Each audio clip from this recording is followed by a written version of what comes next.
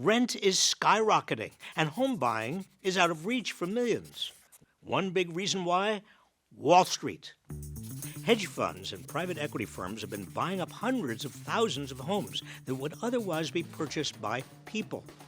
Wall Street's appetite for housing ramped up after the 2008 financial crisis. As you'll recall, the street's excessive greed created a housing bubble that burst. Millions of people lost their homes to foreclosure. Did the street learn a lesson? Of course not. It got bailed out.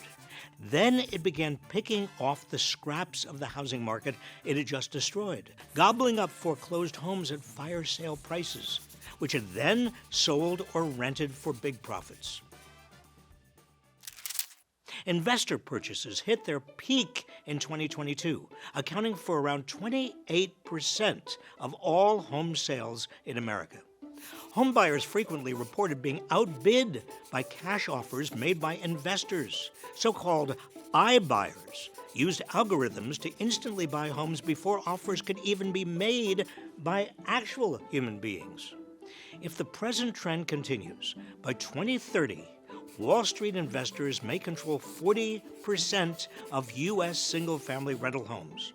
Partly as a result, home ownership, a cornerstone of generational wealth and a big part of the American dream, is increasingly out of reach for a large number of Americans, especially young people.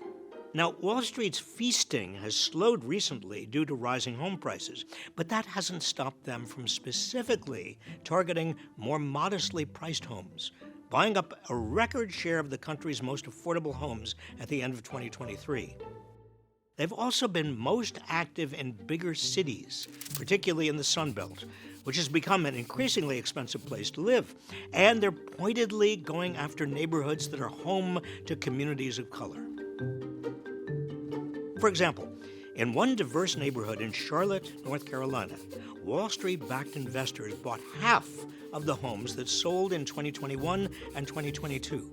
On a single block, investors bought every house but one and turned them into rentals.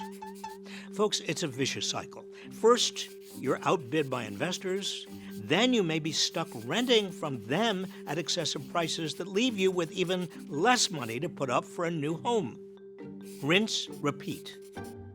Now, I want to be clear. This is just one part of the problem with housing in America.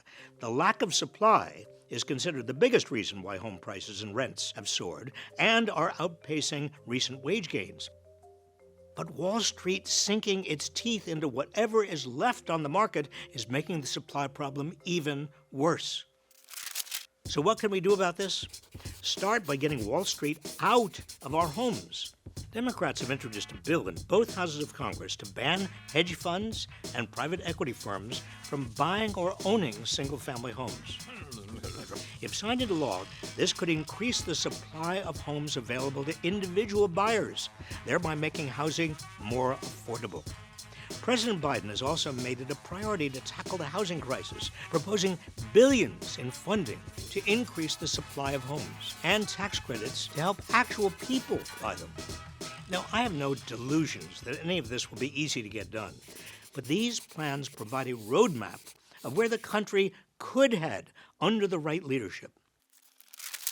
So many Americans I meet these days are cynical about the country. I understand their cynicism, but cynicism can be a self-fulfilling prophecy if it means giving up the fight. The captains of American industry and Wall Street would like nothing better than for the rest of us to give up that fight so they can take it all. I say we keep fighting.